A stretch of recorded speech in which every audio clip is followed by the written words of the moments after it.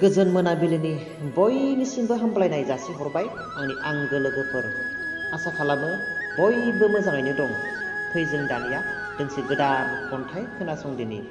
खन्थाइखौ दैथायहरदों मिसेस सोरजिला औवारि, धेमाजि सिमेन्ट सापरि। फैदो बिदिब्ला मेडामनि खन्थाइखौ दान्दिसे खोनासंदिनि।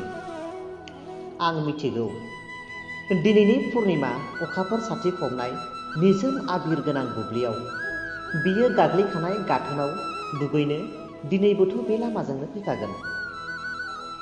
बिनि हायना सारफ'नाय मेगननि खारथायजों आंनि मेगनाबो लोगोसे जरा सुस्रायो। सिफुंनि मिलौदो देंखोजों गोजोनग्लायनानै आबुं मिजिंजों आंखौ बाज्ल'होगोनखौ आं मिथिगौ।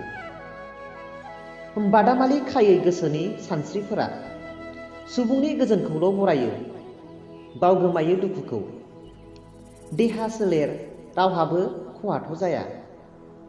बिनि बिमुं श्री कृष्ण गबिन्द बायदि बायदि। दिनैनि पुर्निमा अखाफोर साथिफबनाय निजोम आबिर गोनां बुब्लियाव जोंथि मुकुटजों देलायफबनानै मिनिस्लुयै नुजाफैगोनखौ आं मिथिगौ।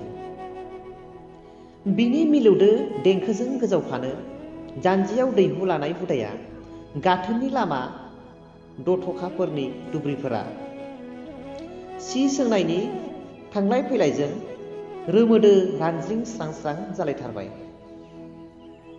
गोमो गोथां बहुरुपि आबिरजों सुबुंनि गोजोन आरो अनज्लायनायनि बानाखौ लुफावनानै होफैयो बयखौबो आंगो साननानै। उन्दै गिदिर बोथोरनि खनसे मानिलायो।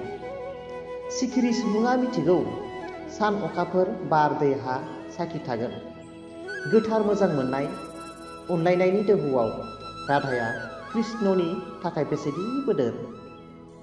थेंक इउ आंगो लोगोफोर। आंनि खन्थाइ आवरायनाया बेखिनियावनो जोब्बाय। खन्थाइखौ मोजां मोनदोंब्ला लाइक आरो शेयार खालामनो दाबाव। गोजोन्थों।